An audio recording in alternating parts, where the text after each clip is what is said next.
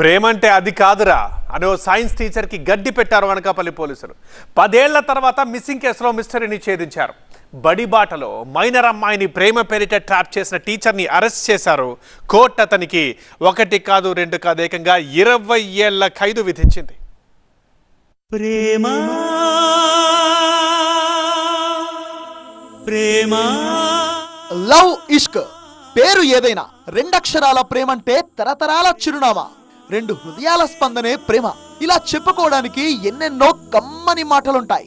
కానీ అందమైన గులాబీ వెనుక ముళ్ళున్నట్టుగా ప్రేమ చాటును కూడా దగా పొంచి ఉంటుంది. అది గుర్తించకపోతే లైఫ్ డేంజర్ లో పడ్డం ఖాయం. విశాఖలో కూడా అదే జరిగింది.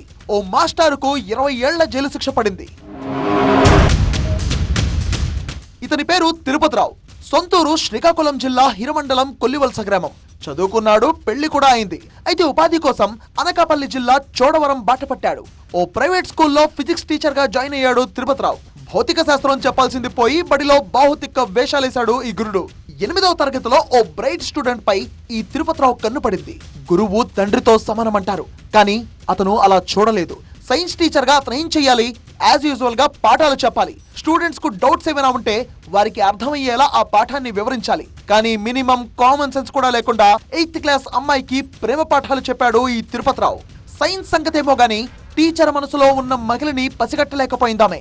మాయ మాటలు చెప్పాడో, మభ్యపెట్టాడో, బెదిరించాడో, ఏ మాయ చేశాడో ఏమో, కానీ ప్రేమ పేరిట ఆ అమ్మాయిని ట్రాప్ చేశాడు ఈ తిరుపతిరావు. అతని చేతిలో హిప్నోటైజ్ అయినట్టుగా ఆ అమ్మాయి నగదు తీసుకొని ఇంట్లో నుంచి పారిపోయింది. కట్ చేస్తే ఇద్దరు అనకాపల్లి నుంచి ఎటో వెళ్లిపోయారు. ఇంట్లో 5 తులాల బంగారం, 50,000 రూపాయల నగదుతో పాటు బిడ్డ కనిపించకుండా పోవడంతో కన్నవాళ్లు తల్లడిల్లారు. ఆరా తీస్తే లవ్ పేరిట బడిలో బ్లఫ్ మాస్టర్ తిరుపతిరావు గారి కథ బయటకొచ్చింది. ఇక వెంటనే పోలీసులను ఆశ్రయించారు అమ్మాయి పేరెంట్స్. అయితే పోలీసులు కూడా కేసు ఫైల్ చేశారు. అయితే ఇది జరిగింది 2015లో. ఒక 13 సంవత్సరాల బాలికని అదే పాఠశాలలో చోటర్గా పనిచేస్తున్నటువంటి నిందితుడు కొయ్యాన్ తిరుమలరావు అనే వ్యక్తి, అతను శ్రీకాకుళం జిల్లా హిరమండలం గ్రామానికి చెందిన వ్యక్తి. అతను పిల్లలకి సైన్స్ పాఠాలు చెప్తూ ఆ క్లాసులో ఈ అమోషమం తెలియని అమ్మాయిని మాయమాటలు చెప్పి లోపరుచుకొని ఒక అర్ధరాత్రి ఇంట్లో నుంచి ఒక 50,000 రూపాయల నగదు, మొత్తం బంగారాన్ని తీసుకొని ఆ అమ్మాయిని తీసుకొని పారిపోవడం జరిగింది. ఆ ఇద్దరు ఎక్కడికి వెళ్లారో, ఎక్కడుంటున్నారో ఎంక్వైరీలో ఎలాంటి క్లూ దొరకలేదు.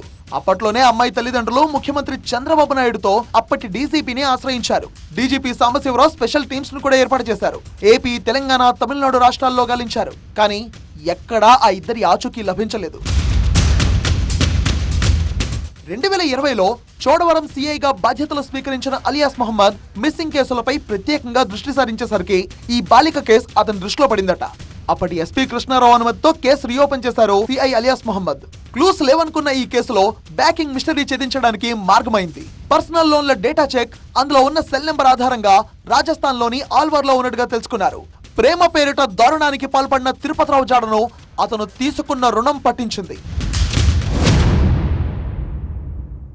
నిందితుడు తీసుకున్నటువంటి లోన్ అప్లికేషన్ ఆధారంగా అతను అప్పుడు పెట్టుకున్నటువంటి సెల్ నెంబర్, కాంటాక్ట్ నెంబర్ ఏది ఉందో ఆ నెంబర్ని సిడిఆర్లు పెట్టి టవర్ లొకేషన్స్తో మేము మొత్తం బయటికి తీస్తే అతను రాజస్థాన్లోని ఆల్వార్ అనే పట్టణంలో ఉంటున్నట్లుగా మాకు టెక్నికల్ ఇన్పుట్ వచ్చింది. అక్కడికి ఫ్లైట్ లో వెళ్లిన సిఐ ఇలియాస్ మొహమ్మద్ బృందం స్థానిక పోలీసుల సహకారం తీసుకున్నారు. ఎట్టకేలకు నిందితుడిని రాజస్థాన్ రాష్ట్రంలోని ఆల్వార్ లో అదుపులోకి తీసుకున్నారు. తల్లిదండ్రుల సమక్షంలో చాలా గారాబంగా పెరిగిన ఆ బాలిక అక్కడ మైనారిటీ తీరకముందే 2 పిల్లలకు తల్లిగా కనీసం తినడానికి కూడా తిండి లేని స్థితిలో ఉన్నట్టుగా పోలీసులు చూసి చలించిపోయారు. బాలిక 2 పిల్లలను రెస్క్యూ చేసిన పోలీసులు నిందితుడు తిరుపతిరావును అదుపులోకి తీసుకుని అక్కడి కోర్టులో హాజరుపరిచారు. అయితే ట్రాన్సిట్ రిమాండ్ పై విశాఖకు తీసుకొచ్చి చోడవరం కోర్టులో ప్రవేశపెట్టారు. కోర్టు తిరుపతిరావుకు రిమాండ్ విధించింది. బాలికను 2 పిల్లలను ఆమె తల్లిదండ్రులకు అప్పగించారు పోలీసులు. ఫ్లైట్లో ఢిల్లీ టు ఆల్వార్ రాజస్థాన్ వెళ్ళి నిందితుడిని పట్టుకున్నాం. బట్ అప్పటికే దురదృష్టం ఏంటంటే మైనర్గా ఉన్నటువంటి అమ్మాయి మైనర్గా ఉండగానే 2 పిల్లల్ని జన్మనివ్వడం జరిగింది. ఆ పాపను కూడా చాలా ఆరోగ్యం కూడా చాలా క్షీణించి చాలా బలహీనంగా ఉంది అమ్మాయిని రెస్క్యూ చేయడం జరిగింది. ఆ పిల్లల్ని నిందితుడిని తీసుకొని స్థానిక ఆల్వార్ కోర్టులో మేము ప్రొడ్యూస్ చేసి ట్రాన్సిట్ రిమాండ్ మీద వాళ్ళని చోడవరం తీసుకురావడం జరిగింది. అయితే ఈ కేసు దర్యాప్తులో ఉండగా పూర్తి ఆధారాలను కోర్టుకు సమర్పించారు పోలీసులు. పూర్తి సాక్ష్యాధారాలతో ఛార్జ్షీట్ ను ఫైల్ చేశారు. అయితే ఇది పోక్సో కేసు కావడంతో విశాఖలోని ప్రత్యేక పోక్సో కోర్టు సాక్ష్యాధారాలను పరిశీలించింది. ఈ కేసులో బాలికను మోసగించి లైంగికంగా వేధించి గర్భవతిని చేసినట్టుగా నేరం రుజువైంది. దీంతో సైన్స్ టీచర్ తిరుపతిరావుకు శిక్ష ఖరారు చేసింది కోర్టు. 1 కాదు 2 కాదు 20 ఏళ్ల కఠిన కారాగార శిక్ష విధిస్తూ న్యాయస్థానం తీర్పు చెప్పింది. అంతేకాకుండా 71,000 రూపాయల జరిమానా విధించింది కోర్టు. జరిమానా చెల్లించని పక్షంలో 7 నెలల జైలు శిక్ష అనుభవించాలని తీర్పు చెప్పింది. బాధితురాలికి 70,000 రూపాయల పరిహారం చెల్లించాలని సూచించింది కోర్టు.